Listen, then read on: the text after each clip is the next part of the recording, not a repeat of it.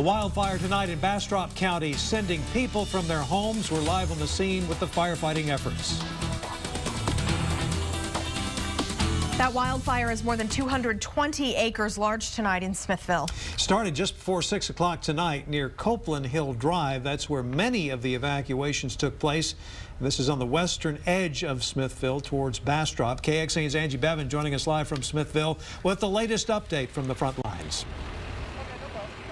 Well, according to the Texas Forest Service's website, a map shows that about 50% of this fire is contained, but crews here on the scene have not confirmed that yet. I want to go ahead and give you a look behind us. This is where a lot of them are working. Up this gravel road is where crews have been in and out all afternoon.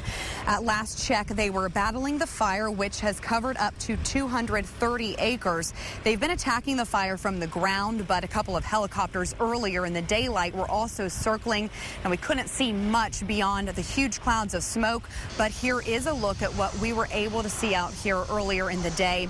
The wind was certainly spreading the fire. It also is really spreading the smoke. Fire officials tell us that most of the land that is burning is vegetation and not very populated, but they did evacuate about 40 homes in the area. They say it was as a precaution. They've saved one home from burning, which was as close to 50 feet to the fire. Now, about 100 firefighters have been on the ground, and they're working to contain those flames.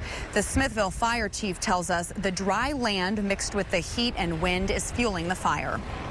It's high fuel out there, and ravines out there. The fire's down in the ravines and flaming up on us, getting into dry trees. It's the problem. Now you can see some of the vehicles coming out from just down the road here. We were told that they were meeting up, trying to kind of figure out what the next plan of action was, getting some of the crews out that have been here for much of the day and getting some new crews in. Now we are expected to get an update from firefighters here in just a few minutes. Right now, though, they haven't confirmed any calls. There were rumors circling that it possibly could have been a downed power line.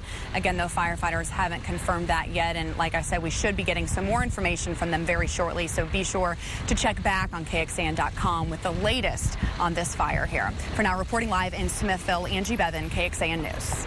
David Yeomans is in for Jim Spencer in our First Warning Weather Center tonight, and he's been monitoring these fire conditions throughout the evening. David, what is the big concern with this fire right now? Well, Shannon, Robert, there are a couple big concerns going on right now. First of all, the drought conditions out in that area, and second of all, those prevalent winds that we've had to deal with all day today. Let's start by taking a look at the map. This is the latest map from the U.S. Drought Monitor of the current drought status. Now, notice this improvement of the drought here in the northern hill country. That's where we've gotten some heavy rains over the past couple of weeks, and that's helped downgrade the drought there to moderate or just abnormally dry, the least severe drought category. But direct your attention over towards Smithville. This is the approximate location of that fire. Jump up a couple categories in the drought, and they are in the extreme category over there. That is the worst drought category that we're currently seeing in central Texas, and that's exactly where that fire is playing out tonight. Now, it's not just that drought, but also those gusty winds we've been dealing with all day, still at this hour gusting to 21 miles per hour in Bastrop. We saw some gusts approaching 30 miles per hour out in the Smithville area earlier tonight.